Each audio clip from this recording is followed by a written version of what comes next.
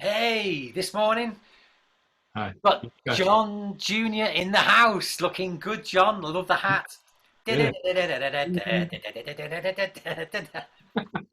We were just talking a minute ago, and I was saying that every time I see you in that hat, this tune just goes through my head. I can't shake it. Arriba, arriba. Just need some maracas, don't I, to finish it off. It's great to see you, mate. We're really Good missing to see you you too. around with this lockdown thing going into like the third month. But it's really good to see your face Nice to see on you Zoom this too. morning. And I've got to tell a story. I'm going to ask you about your story in a minute, but no word of a lie. The first time I met you was in the vodka bar in Wilmslow, the Revolution Bar. I know what some of you are thinking. Oh, we were going there for a few of these. We actually weren't. It was a Sunday, and that's where Life Church, until lockdown happened, that's where Life Church used to meet in the Revs bar. And I see this guy walking in. I think it was it January or December? I forget. I, I think it was January. It was definitely. I think it was this year. Yeah, it was Yeah, this year. this year, beginning of the year, and Yeah. we'd only just become leaders of the church. And I see this guy walking in, and hey, can you help me? Have you got Charlie with you this morning? Is Yeah. Charlie? Yeah. Got him. Yeah. Come on, Got let's it. get Charlie. So I'm there in the Revolution Bar, and this guy walks in. He's a tough looking guy, but he walks in with this big yellow duck under his arm, and we start chatting. And I'm like, I mean, it was like a couple of minutes, but I had to ask the obvious question. So your name's John. Why are you carrying a yellow duck around, not just into a church, Yeah. not Yeah. into a Yeah. vodka bar, but Yeah. around the town? And there's a great backstory to it. So I'm going to ask you, John, go on, tell us a bit of your story, and tell us about Charlie as well. So, my name's John Jr. from Wilmslow. I'm 31, and I suffer with mental health problems. I have done since the age of 11. Um, I was diagnosed with borderline personality disorder last year, but I've had symptoms for over 20 years, and I wasn't getting the help that I needed. Because in my area, the NHS doesn't fund the type of therapy that I need. So, along with other things, other bits and pieces that are going on, I've been in domestic abuse relationships and a lot of other different things. I decided to take Charlie to Manchester markets last year and spread the love about ending the silence surrounding mental health. I suffered for a long time, um, keeping my thoughts and feelings locked up due to judgment and worry and stigma. So we decided to create John and Charlie's Journey, raise awareness of mental health, and to end the stigma surrounding mental health and get people talking.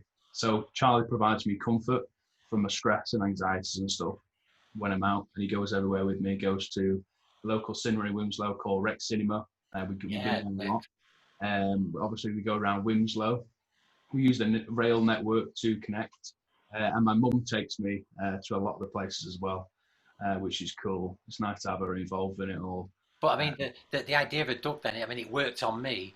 That's the open door, is it? That's the conversation starter. it is, yeah. He sparks curiosity, Yeah, which is brilliant. yeah. And I do a little duck noises sometimes, for the younger people. But yeah, it's good. It is a conversation starter, yeah. But Um, listen, I've got to share a story because I also, you guys won't believe this. I'm just going to share my screen. Watch this. You're gonna love this because I didn't know you hadn't told me this, but you and Charlie actually, you're part of a boys band as well. How great wow. is that? You see that? Wow. Well, Wow. okay. Tell me Where'd you back. find that? Oh, that's Yeah, cool. tell me the backstory to this. What's this all about? So Keith Duffy from Boyzone on the right, and then Brian on the left from Westlife. Westlife, yeah, I remember them. I'm good friends with Keith. He invited me to his concert in Stockport. I brought my mum and I brought a couple of my friends with me that are big Boyzone fans. Sorry, Yeah. Brian. Um, and he got me up on stage. He said, "What you're doing is incredible." And it was around the time where Caroline Flack took her own life. Yeah, So we were yeah, doing some. He was doing some speeches on that, and I went up on stage. It was the most overwhelming, scary thing in my entire I life. know. And I used to hate talking in front of people, but imagine talking in front of all them people. But it Yeah, was absolutely incredible, mate. Like, ah, I could share my story, what I'm doing for mental health with Charlie, that is with awesome. his fans. And someone did a video on it, and then it went literally viral. And Um, since then, I mean, you've got contact with some. Is it the Cheshire Housewives? I mean, yeah, Cheshire Housewives, yeah. The lady that runs the boutique in Winslow, Liz, I approached her. I sent an email out to all local businesses, and she was the only business. Well, a couple of other people got involved in touch, but she said, "Yeah, come in, bring your duck in." But the only reason why she said I can go in is because of the duck, because she loves ducks. I see. So Charlie's a door opener. I made really, really good friends with her, and she was very understanding of my mental health, which was amazing. And I said to her, "I'm going to my friend's gig. Would you like to come?" "Yeah." "Are you sure?" "Yeah, positive." Boyzone and Keith Duffy and Brian McFadden. "Oh God, really?" "Yeah, yeah." So it felt really good to bring her because she's helped me so much with our journey. Yeah, And then from that, we've set up.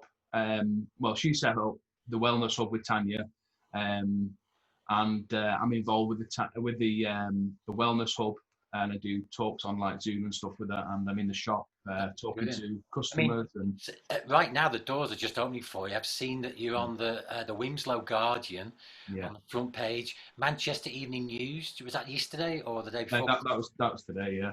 Yeah. Today, Yeah. covering your story, like Mm. full pages of like pictures and everything else.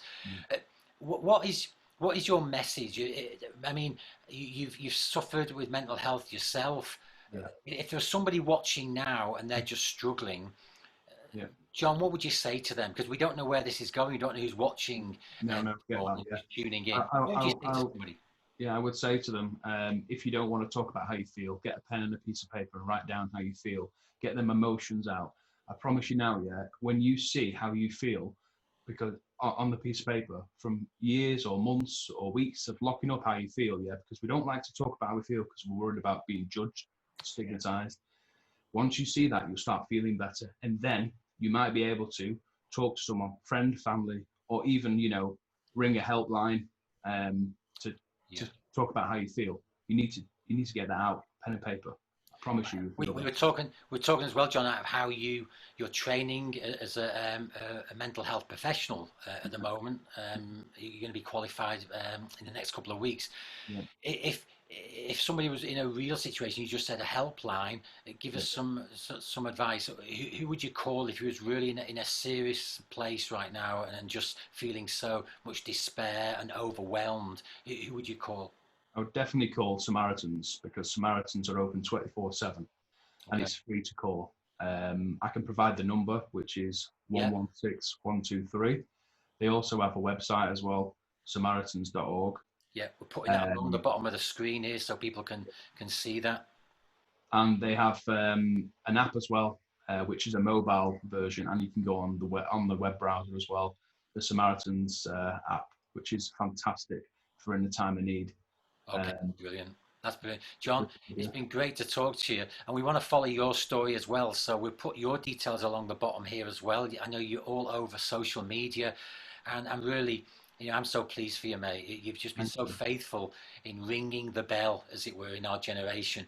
We were talking earlier, and I was actually shocked. Hey, Charlie, I was shocked. It really was by the fact that when I asked you, is this across the ages? And you said there's a specific age range. I Yeah, did not know. What's yeah, the age range? yeah. From 13 upwards, Yeah. I get a lot of parents that are messaging me about their children self-harming and having suicidal thoughts at such a young age, which is very alarming. Wow. And during lockdown, they can't get out to those services. It's very frustrating. Yeah. So having me there to reach out to Yeah. instantly, because I reply to every message, and if it's urgent, I always say to people, put urgent on it, and I will get back to you as soon as possible. That's brilliant.